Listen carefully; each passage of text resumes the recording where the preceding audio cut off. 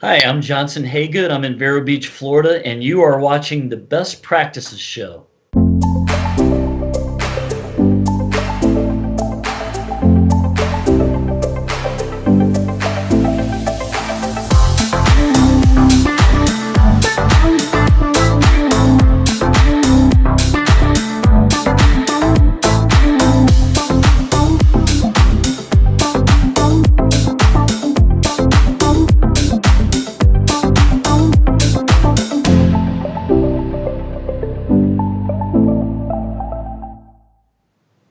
Hey guys, thanks for watching the Best Practice Show. We take a look at the best business practices from the best dental practices all over the world. I'm so grateful you're watching today. I got one of my good friends on who's had an incredible career in dentistry, and he's going to share with us some of the most rewarding things to think about if you're going to have a fulfilling career in dentistry. So you do not want to miss this with Dr. Johnson Haygood. So do me a favor, just grab a pen and hit the share button before we get started. Now, couple show notes. We are shooting this live on Facebook. So as you're watching it, if you have questions that come up, add them to the feed, and I'll give them right to Johnson. We'll just ask him while we got him on.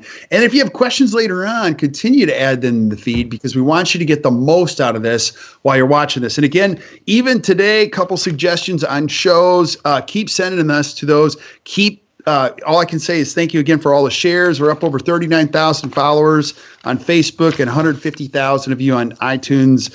And just crazy grateful and having a lot of fun. Now, my guest today, Dr. Johnson Haygood. Now, Johnson, you and I have known each other for, it's been a decade or so. We had a chance to meet at the Pankey alumni meeting, and I think that was in Miami probably 10 years ago, somewhere in there. Yeah, and you're involved in a lot of incredible education. The Pankey Institute, you've been involved with the AACD. I had a chance to come out and be with you guys at the Florida Academy of Cosmetic Dentistry, which is an unbelievable meeting that you guys put together. But if somebody's watching this and they don't know who Johnson Haygood is, tell us who you are, and we would love to know your story. Okay. Well, I graduated from dental school in 1991 from the University of North Carolina at Chapel Hill. And I ended up in Virginia Beach. That's a long story. I went to Virginia Beach, Virginia. Long story of how I got started there, because now I'm in Florida. But I did practice for 10 years in Virginia Beach, Virginia. I actually did 5 associateships, one 50-50 partnership that lasted 13 months. And then I opened my own one-chair practice that was independent of insurance. And then I ran that for about 4 years before I sold that to a maxillofacial prosthodontist and moved to Florida. All right. Where then I started over buying a practice, which I had not done before. So just about every way you can do it, I did it and failed. Almost anything you can do wrong business-wise in dentistry, I've done it. Embezzlement, been there. Bankruptcy, been there early on. Lots of little trips, but one thing that happened, I stayed very, very true to my original vision, which had a lot to do with staying out of insurance.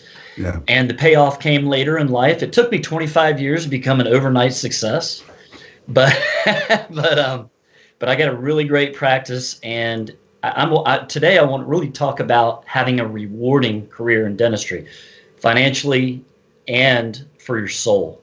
Yeah, that's awesome. And I think it's important, as you and I were talking about, I always don't get a lot out when people go, oh yeah, I've been successful since the day I started. Your path was not a traditional path. Like, it was not easy. I mean, first of all, you went to a fabulous dental school. Getting out of dental school is a challenge in itself. Then trying to find out where you want to be, then trying to find the right model for you. Tell us a little bit about that journey. It was not an easy path for you at all. Right. In some ways I was really fortunate, because I was really fortunate to come across some great mentors early on. Mm-hmm. The unfortunate parts were just life. Life hit me. As soon as I got to Florida, we had a double hurricane. Category 3, Category 4s hit us back to back 2 weeks apart, really set us back. And like I say, embezzlement, all kinds of other little bad trips. But from the very beginning, I started with good mentors. I was fortunate enough to actually work in one of the best restorative dental practices in the country before I even went to dental school, and that was Dr. Steve Hart's in Chapel Hill. Oh, yeah, yeah. Yeah, I met him while I was waiting tables, and he asked me what I was doing. He ended up inviting me in. Wait, that's how you guys met? That's how we met. Because he's a Chapel Hill grad also, is he not? No, he's Tufts. Oh, he's a Tufts guy. Okay. Yeah, he's a Tufts graduate, but he's in Chapel Hill. I think one of the best restorative dentists in the country. You know him well. Also, one of the funniest dentists. Yeah, he is. He could. Hey, you and he could do a good show together. Oh, we'd have to censor a lot of it, but if he, we are going to do it. It's going to be awesome. So yeah, and you guys have been friends. So he talked to you when you were waiting tables, huh? Yeah. So he invited me in, and I came in, and he said, "Hey, I'll hire you to be a dental assistant." Great. That lasted about an hour, and after an hour of me dental assisting, he said, "We're going to find another spot for you in our office."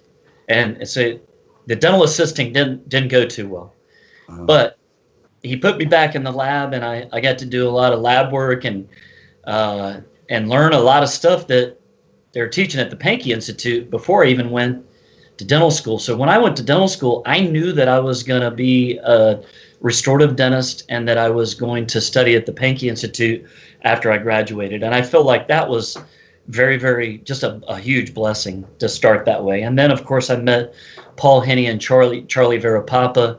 Shortly after getting out of dental school, we co-founded the study club, Bob Barkley Study Club of DC, and that's still going today, and that's been a huge influence too. So I've been fortunate to have mentors like Paul, Charlie, Steve Hart, and then also one that I would put in that category is Susan Holler in Arlington, Texas.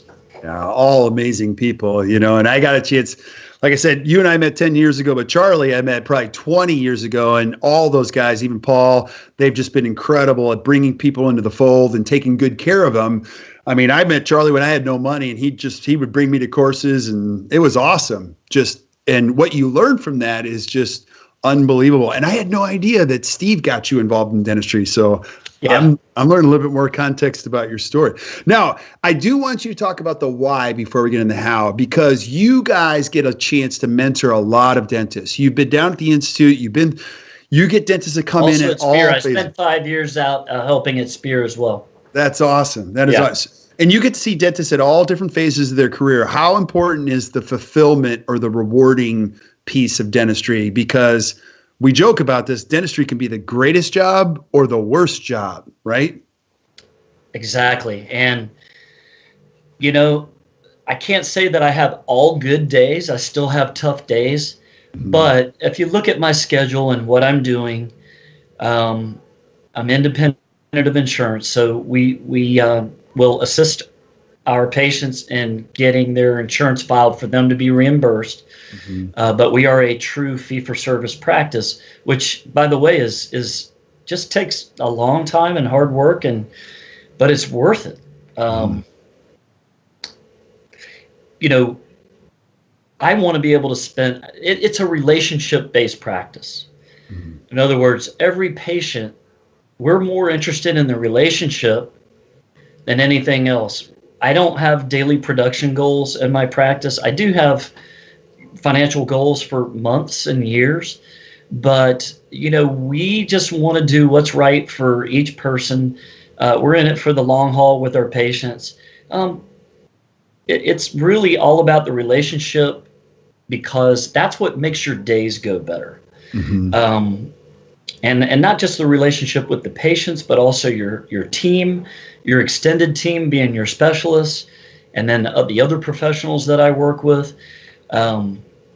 All of those people are so important, and it's all about every day being able to find reward and being energized by being in your practice, as compared to if you finish a bad day, you're just zapped. You've lost all your energy, and you're going home to your family with no energy, which means you're probably going to have to either take somebody else's energy or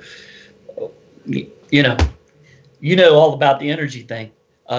Trying to eliminate energy suckers out of your life. And those come in multiple forms, not just patients.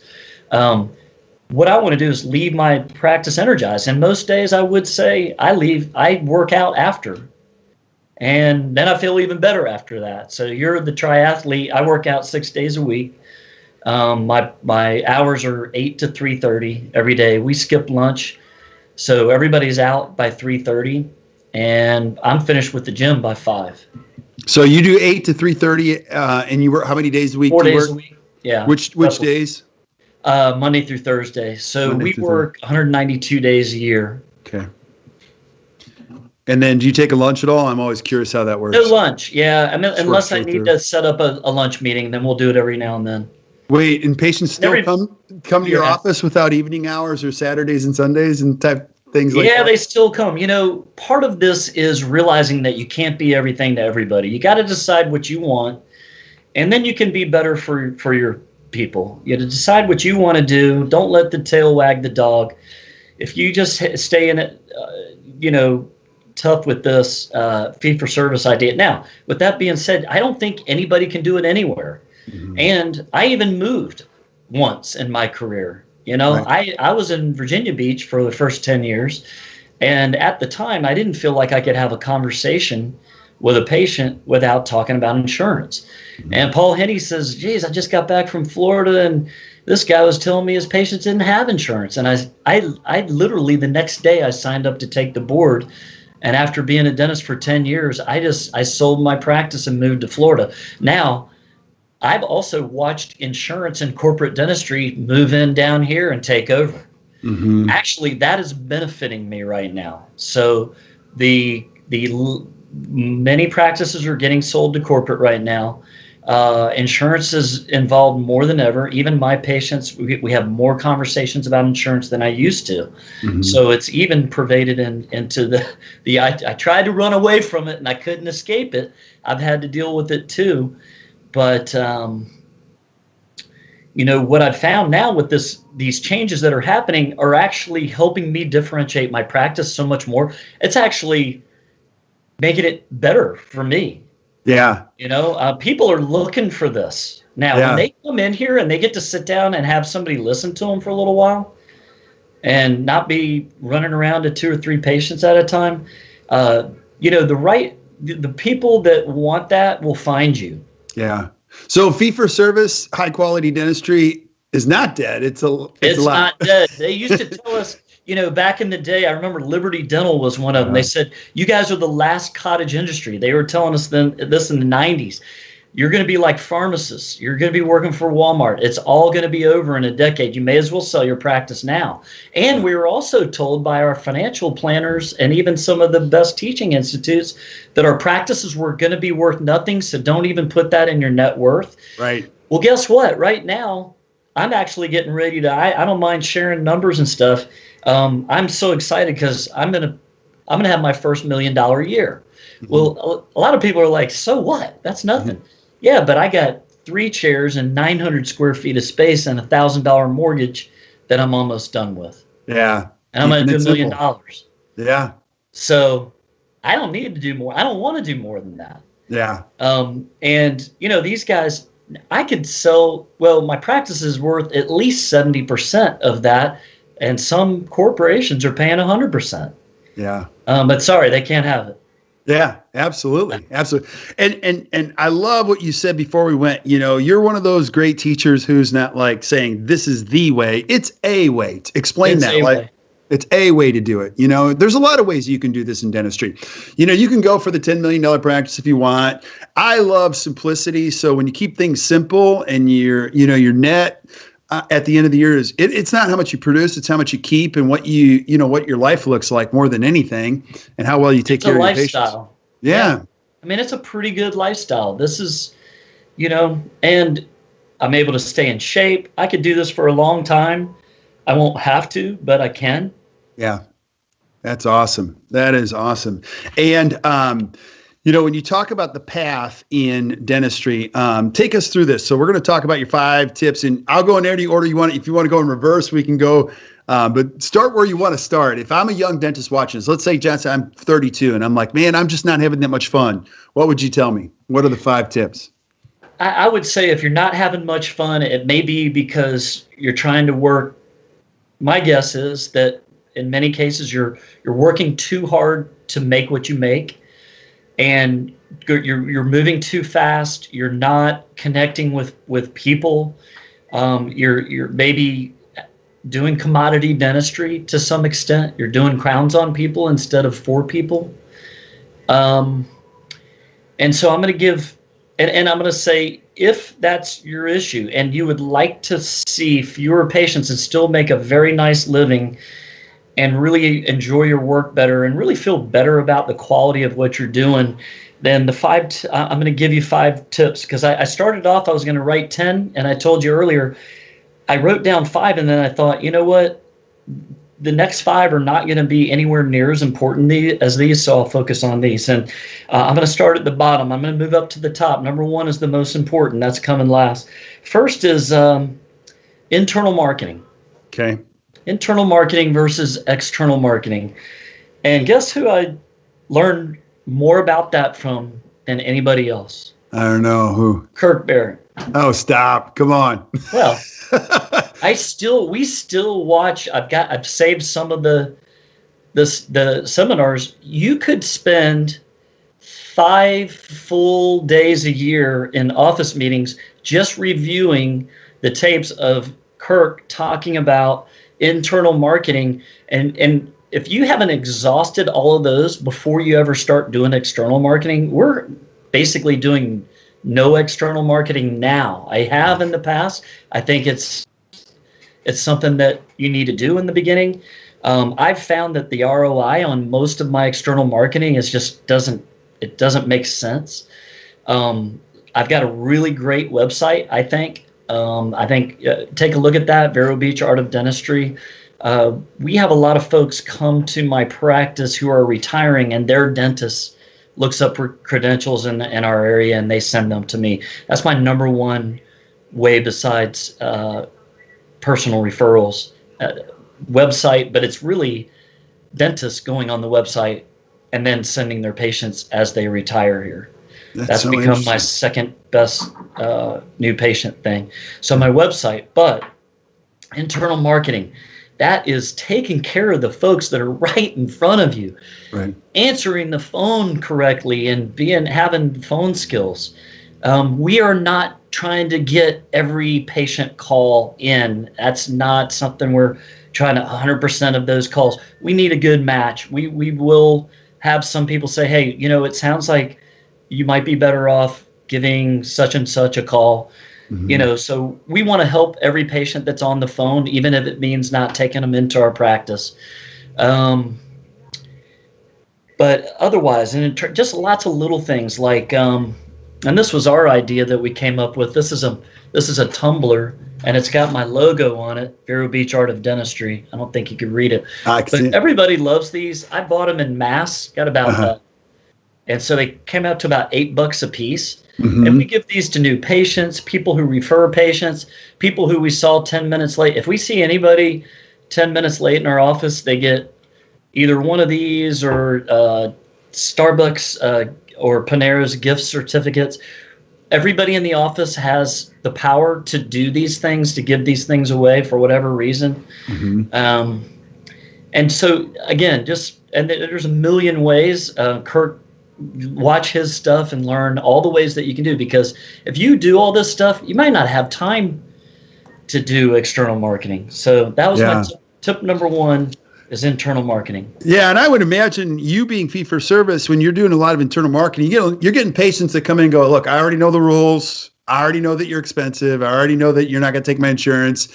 And so it's a great way for you to build a practice. Yeah, and it's amazing how many new patients who just finish our exam, their first visit will refer people, just because of the experience. Right. It really, really is. It's not just the quality dentistry. It's the whole experience. The facility's got to look right. The team, we're getting to that. I'm going to tell you some of the other things. So my next one, moving up from number 5 to number 4, is insurance independence, which I've talked about. I just don't believe that you can provide the best quality in the world off of PPO fees. Mm-hmm. And many of my fees are based on time. And really, if you look at most of my production, it's it's kind of split into two categories. It's big cases, which I'll put cosmetic into that, aesthetically driven and prosthetically driven cases. But then it's also single and double crowns. So I do, for me, is it my bread and butter? 1 or 2 crowns a day is all I really need, plus big cases, because the fees are there. And I only have one administrative. I'm going to get to team. I only have one administrative person because we don't have one person on the phone with insurance companies all day. Right. Right. And I think, one of the questions that comes up is, well, did you just get that way? I mean, being insurance independent, Johnson, it's really a behavioral thing. You got to learn how to communicate, because you don't have, even though people are highly referred, you don't get a shortage of insurance questions, like you mentioned. We're seeing more than we ever have, right. Actually. The further I'm getting along, it's just the trend. We're having more, and it's still frustrating for me.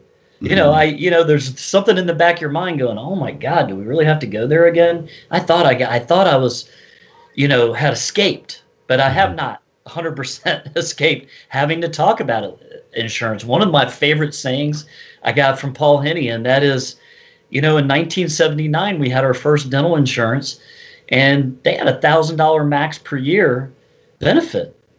And you know what? You could buy a Mustang for $3,200 back then. What's a Mustang cost now? $35,000? Right. Probably more. And the maximum per year is the same. What's happened to the premiums? Yeah. And so a lot of it is, okay, a certain amount of people know what they're getting into coming here, but then a lot of folks still come in and they go, but I got this insurance. And we still have to have those conversations, but how you have them is very important. You can't come across being angry at insurance. It is just something that exists. It's what it is. Every profession has something that makes it hard. For us, it's that, and it's just, it's not, I've tried to change my attitude about it. It's been difficult, but let's just say that it is. It's there. Let's be positive about it with patients and just help them understand what they have, that we're happy to do everything and anything we can do to get you your benefit that you deserve. Yeah. But hey, let's be real here. Yeah. That's not going to get you healthy. Yeah. Now, you get these questions and I get them too. You run into a kid at a major state meeting who's in his 30s and they have 5,000 patients and they're all insurance. And what would you say to the young kid who's like, Johnson, I got little kids. I mean, it sounds like you have a great practice. What would you tell me? I got 5,000 patients, all PPO. That's a great advice? Question, because, if I was to sit here and tell you just stop taking insurance, I would never do that, because that can be very detrimental to, right. Because everybody has different, as we say at the Pankey Institute, everyone has different circumstances, different temperament. We all have, your age matters. There's so many factors. And so what I would say is, there's so many things to work on. One of the things you can do is start watching the Bob Barkley Study Club on Facebook. You need to learn more about behavioral dentistry. LD Pankey said, study like crazy, do continuing education. But by the way, 50% behavioral, 50% clinical. Okay, not 90% clinical, not 80% clinical. He said 50%. That's a lot. That's why Charlie and Paul and I started a study club where we said we're not allowed to talk about clinical. It's only going to be behavioral. Yeah. Delve into that. Get in with like-minded people. Find mentors who have done it. And then, because for me to advise anybody, I have to know more about you. How you may have to do what I did. I moved. Okay, that's how extreme, but that's how passionate I was about practicing this way. After 10 years, I sold my practice and I moved and I started again, and it was still hard. Okay, it's not easy, but it is, I think, the best way. In my opinion, it's the best for the patients and the best for the dentist and the team. Awesome. What would be tip number 3? Okay, next one is actually, I just said it, 50-50 behavioral clinical CE. You got it. You can't just study how to do a better crown prep or an occlusion. Yeah, You no, I gotta totally learn. agree. I totally agree. But describe what behavioral is. So if I don't really understand what's behavioral. Okay, what is behavioral? Um, Another Pankey quote. I never had a set of teeth walk in my office. Mm-hmm. Something like that. In other words, it's a person. We really want to understand that person before we start making recommendations to them, because given the same set of teeth, there's different treatment plans depending on the person. And what about the timing? Are they really ready? You know, who's it? Sandy Ross said, here's the patient's world. Yeah. And this little dot is dentistry for them. Mm-hmm. Okay, and then we want to make it all about getting your teeth perfect. And they're like, no. You're just this little dot. I've got all this other stuff going on. Right. What is behavioral? Behavioral is there's just so much to it. But what it really is learning how, I think most aptly, it's really learning how patients make decisions. Mm-hmm. It's helping them make better decisions. And you do that through something called co-discovery, coined by Dr. Bob Barkley in the 70s, and which is still just as important as ever today. And that is helping people discover things for themselves. We can look at a set of a full mouth series and mounted casts and photographs and treatment plan just like that. Mm-hmm. I don't even really need the x-rays anymore these days. Give me some photos and some models. I can give you a treatment plan. Okay, by the way, let's check a few things here. But the patient can't do that. They've got to process this stuff. This stuff takes time. And I can't even begin to roll that up into one little thing. But I would just say, look into the Bob Barkley Study Club, Pankey Institute, Dawson, Spear, Coyce. I like all these people. We're all talking the same language. Go to all of them. I did. Yeah. I've done them all. Absolutely. 4 study clubs, Mark Piper Study Club, Bob Barkley Study Club, Spear Study Club, Pankey Study Club. CE. Yeah. Well, and it's easy, and I would imagine as a young dentist, it's very easy to fall in the technical CE. There's just an abundance of it. You can go and you look in every direction, but there's not a lot of behavioral courses. There's not a lot. I heard somebody say it years ago, I don't know who it was, but your ability to communicate is going to determine how far you go. You Absolutely. know what I mean? And I've just found that the best communicators are always. There's some awful dentists that are great communicators. That's so true. That's so true. And I think there's even more really, really good dentists who really haven't done all that well. Yeah. Totally agree. And so oftentimes we can bang our heads and not look in the right direction, but 50% behavioral, 50% technical. Totally agree. What's number 2? Number 2, team. Okay. I love my team. Now, tell me about your team, though. How many team members do you have? You have 3 ops. I have 3 operatories in 900 square feet of space, and I actually have a very nice dental lab in the middle of all that. Wow. I am talking to you in my personal offices, which is also my consult room, and it's also my photography studio. I shoot professional photography studio level photography in this little room. That's my black background behind me. And I have 5 team members. 1 is my office administrator, 1 is my hygienist, and even though I only have 2 chairs for myself, I have actually 3 assistants that I'm keeping busy. We have a lot of lab work in this type of practice. I do a lot of splint therapy, so my specialties are really cosmetic, restorative, and TMD. So I haven't done a root canal in over a decade. I don't do any surgery. I do all of my own orthodontics, both with brackets and wires and with Invisalign. But other than that, no pedo. But yeah, I keep 3 assistants busy here. Plus I have 2 of them are pregnant right now. So I kind of like being a little bit overstaffed, and I pay them really, really well. And then if I look at my numbers and my overhead, it still works with the practice. So if you want really good team members, you got to pay them really well. You got to treat them really good. If you ask dentists what's their number one beef in dentistry, it's employees. Mm-hmm. Okay. And I've been there. Okay. This did not happen overnight. Another thing that was not an overnight success. I could only say this, what I'm telling you about how much I love my team. And I've been doing this for 27 years. I probably only have really got there about 3-4 years ago.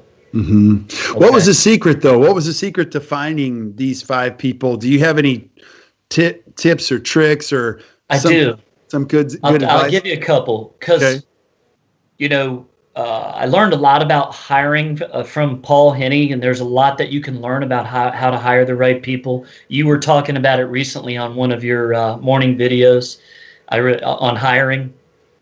That was a good video. I watched that one. And I would say, first of all, I finally got lucky. Okay.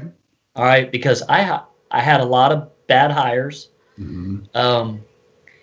And I think even though I didn't really know what I was doing, I got a little luck, and I got one particular really good assistant that I just happened to find when I needed an assistant. I had met her in the endodontist office. She was doing an internship. And I just remembered her, and it wasn't long after that, and then that I needed an assistant. So I called the endodontist and I said, "Is that girl Kristen? Is she still there?" And she goes, "Yeah." I said, "Are you going to hire her?" She said, "Oh no, I've got enough folks." I said, "Can I talk to her?" She got on the phone, and I hired her that day. I just knew, mm-hmm. and then shortly after, I needed another. And I said, "Kristen, we need another assistant." "Oh, I have a friend who's not happy where she is, and she's really good." And since then, my team that was the first where they've brought all my new team members were brought by other team members. That's awesome. And then I haven't had to do a classified ad in like 12 years. Yeah. But it took 8 out of those 12 till it really, really formulated. Yeah, but sometimes you got to get lucky with one so that they can find another. Yeah, keep the pattern going, right? Yep. Now, you said reward, and just take care of your team. Give us some perspective on what you guys do as a team. Do you do a lot of CE? Do you do fun stuff together? What do you guys do? Yes, and I was going to say number one beef amongst dentists was staff, which is not a number one beef for me anymore. For them, if you ask employees what their number one gripe is, number one is lack of clarification. Mm-hmm. Okay? Lack of clarification. My boss is not being clear with what he or she expects of me. Right. Number two is they are not given appreciation.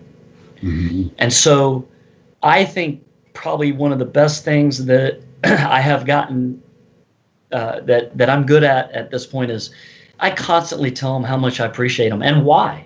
Mm-hmm. And I give examples. You did this the other day with that patient. You realize how much that better that makes my life that you handled that without me. I've heard dentists say before, I come in the office and it's like these birds are pooping on me. They're dropping all these sticky notes and they're just bombing. They're throwing all the bombs and they're throwing all the problems on the dentist. Yeah. And it's like, hey, wait a minute, who's working for who? So I really let them know how much I appreciate it when they solve problems without me having to do it. That's what gets you energized, and then you're not a sunken ship at the end of the day. Yeah. You guys in the South are easy. In North Carolina, where they say, "I appreciate you," like everywhere. I appreciate. I love that. Bless your heart. Bless your heart, which means 10 different things, but yeah. So, anyways, but according to U.S. according to the U.S. Department of Labor statistics, the number one reason Americans quit their jobs, especially in dentistry, is they just don't feel appreciated. They don't feel part of anything. So that's awesome. And then as far as CE goes, how much CE do you guys do in a year, Johnson? Well, it's amazing how many dentists do CE, a ton of CE without their team. Right. And I still do some without, and we always have an office meeting, a long lunch. So we do have some lunches if we have an office meeting. Okay. So when we do have we either have a whole day on a Friday or we do a 2-hour lunch. And then anytime I go to a significant course, we have a 2-hour lunch sometime during the week after that, because everybody knows in this office that change is a constant. We are constantly going to change everything. And it's not a question of, are we going to change anything when he gets back? It's what are we going to change and who's responsible for what? And then on my plane ride home, I've got an action list and I got names on there and everybody's getting something. Mm-hmm. And at that meeting, because we got stuff to order, we've got changes to make, who's going to be responsible for it. So it's one thing to go to the meeting, and it's another thing to implement what you learned, and you got to involve the staff. What's even better is taking them with you. And that's where we love going to stuff like, FACD is always close for us. So I'll take the whole team to that, or to Pankey alumni meeting, this and that and the other. And boy, there's nothing like taking your whole team, because they get to hear the same inspiring words that you heard. If they just hear it from the dentist, sometimes it's like, oh crap, what's he want to do now? But if they got to hear somebody like Kirk speak, they're going to get the same inspiration as the dentist. And they're going to come back and they're going to be putting your feet to the fire. Like, we need to do this. Come on, Doc, get with it. You said we were going to do this. Come on. Right. Yeah. And you're also making a statement by taking them with you. It's a visual, verbal, intentional investment in the people. And, oftentimes dentists like to refer to how much it costs. No, it's an investment. You're investing in these people, because they're not going to get it by osmosis, you coming back fired up. And secretly, dentists need to know this. Most team members will go, just let him calm down. He'll be back to normal by Wednesday. Do you know what I mean? Like, let's just keep him crazy busy. And that's the key. They'll just keep you so busy, you won't even remember what course. More sticky notes. Yeah. Right. Absolutely. What's number 2? Well, that was number 2. Oh, that was number 2. I'm sorry. All right. So I saved the best for last. Number 1, key, especially if you want to practice this way of practicing, which I really think is the best. A clear, written vision. What you want, where you're going, down to what it smells like and what it feels like. By the way, I have had the privilege of working with a life coach for the last 2 years. Her name is Michelle Young out of Vancouver, Washington. Michelle Young, life coach. Best money I've ever spent on myself. Unbelievable what she has helped me do. The main premise being that our thoughts control our emotions control our actions, and our actions control our results. Mm-hmm. And that makes sense, but learning how to do that is another thing, and she's been helping me learn that. One of the things that she did with me was she had me write out my vision, and I thought I was really good at this, and I wrote it, and then she edited it. So then she took my written vision, and I had to cover all categories in my life.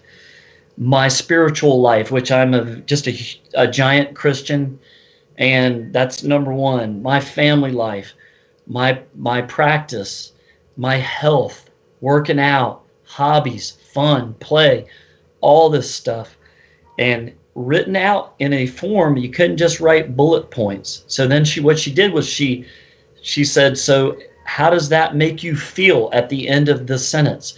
So, and you have to write it as if it is already happened. You're writing it in the future, and you're writing it as if this is it. I mean, hey, it's and you can do a 1-year vision, you can do a 3-year vision, a 5-year, 10-year.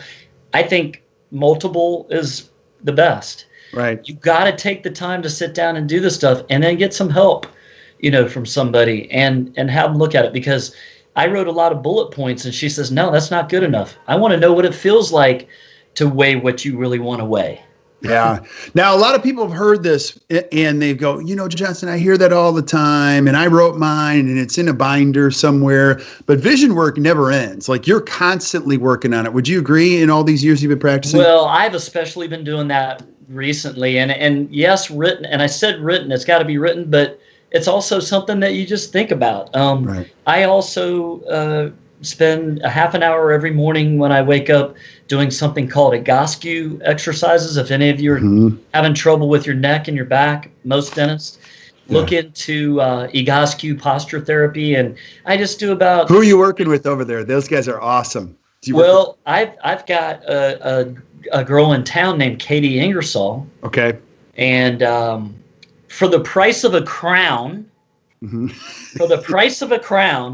I finally got this stuff resolved. I also stopped powerlifting. I still surf. Yeah. I box. I'm not going boxing today at 5. So I box. I do a spin class. I still surf, but I did give up the powerlifting. That had to go. I got rid of the powerlifting. Then I do these exercises every day, which are really easy and they're almost like meditative. Okay. And so I'm real big on meditation now too. And so you can be thinking of your vision, and my spiritual part is I'm starting off the day with that, and I'm helping my neck and back while I'm at it so that I can practice dentistry for a long time. And I've never been more comfortable. I'm 54. That's awesome, buddy. That is awesome. And getting that vision clear and start to move in direction, the vision starts to grow, you get more excited, it brings energy to everybody. And I would guess your team members, they feel it. They get to see it every day. They bought into it. And that's one of the most fulfilling parts for you, right? Absolutely. And listen, you can't do the do as I say, not as I do thing, Right. And I'm still, I'm still a little crazy. I'm a nut, and I got some idiosyncrasies, but we have fun with it in the office. And actually, I was just talking to one of my staff members, Courtney, my office administrator, this morning. And I said, one of my life coaches got me working on neutrality. Neutrality means, stuff is going to happen in the day. Somebody's going to, I'm not immune to the things that can happen. Although I will say we have very, very few cancellations. I mean, it's just not an issue. But every now and then something will happen, or a big case falls through because of this or that or whatever. And it's like, how you react to that is your choice, Right. And so I'm learning how to approach the bad stuff with neutrality and with gratitude. And these are again, life coaching type things that will help you in your profession. These are behavioral things. Yeah. Get your mind right. Get your attitude right. Treat your team well. Pay them well. And, that's leadership. And you're going to have folks that will bend over backwards for you. If I need to come in to do a case on a Friday when we weren't going to be open, the assistants are fighting over who gets to come in and do it. They want work. We have fun. That's awesome, buddy. Well, buddy, I am so grateful for the time. I mean, I am so grateful for our friendship. Now, I know people are going to want to learn more about what you guys do. Can you give us, Johnson, what is the Bob Barkley Study Club? Where can I learn more about it? How can I reach out to you, find more about you? And keep in mind, people are listening on iTunes too. So, okay. So, a few things. I teach photography, hands-on photography courses, and something called the Trial Smile is a direct composite mock-up that I hand do with composite. It's a different thing than digital smile design. I love digital smile design. I did the hands-on training with Christian Coachman. I still use it for some types of cases, but 90% of my aesthetically driven cases, I will do a hand-done composite mock-up. And I teach hands-on workshops for study clubs on that. Very behavioral, by the way. So you get, with these things, both with photography and with that, you get the behavioral with it. Bob Barkley Study Club, you can find them on the Bob Barkley Study Club Facebook page. We're actually have 2 meetings coming up where we have a sleep specialist coming to talk to us next weekend. Can you remember his name? I forgot his name. Yeah, I don't have it in front of me, but I hear he's fantastic, and I'm trying to get him on the show too. He's a busy guy. And if it's if you just look up Bob Barkley Study Club on Facebook, you can find that. We are also going to have another meeting that's going to be really, really special, November 3rd, and that is going to be in Old Town, Alexandria, Virginia.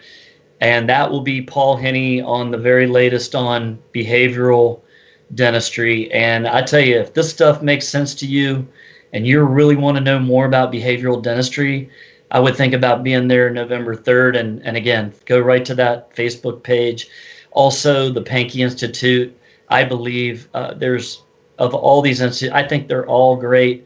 I'm teaching there now. I'm a little bit biased, but I do believe that we have an extra emphasis on behavioral dentistry, and we do tend to spend time in the evenings with open sessions where there's more give and take, and people really start opening up about all the stuff they got in dentistry, and you realize that you're not alone. And I just think you have a special experience down there. Yeah, and I've been through it, and I know the day courses are incredible, but the evening sessions, absolutely my favorite back at the condos. I don't think I've ever laughed that hard in my life, but I've also, that's the real learning where you can't, some of the things that are said, you're like, oh my gosh, they tell you everything, and it is awesome learning, and those are lifetime friends. So, yeah. Johnson, I am so grateful to have you on, buddy. I know you got to get ready for your next patient, and then carving out some time for us, but thank you again so much for being on, my friend. And stick around while we say goodbye to everybody else. But thank you guys for watching. I hope you found this enjoyable. If you're a young dentist, listen to this man. He's been through it all, and he's got an incredible practice, incredible family. Like, you're just a great guy. Just enjoy our friendship. And if you wouldn't mind, just hit the share button, share with your friends. Keep sending us suggestions that you want to see. If you want to ask Johnson some questions, I'll have him back, and we'll talk some more. And then also suggestions you guys want to see for other shows. So until we see you next time, keep watching the Best Practices Show. You guys enjoy the rest of your day.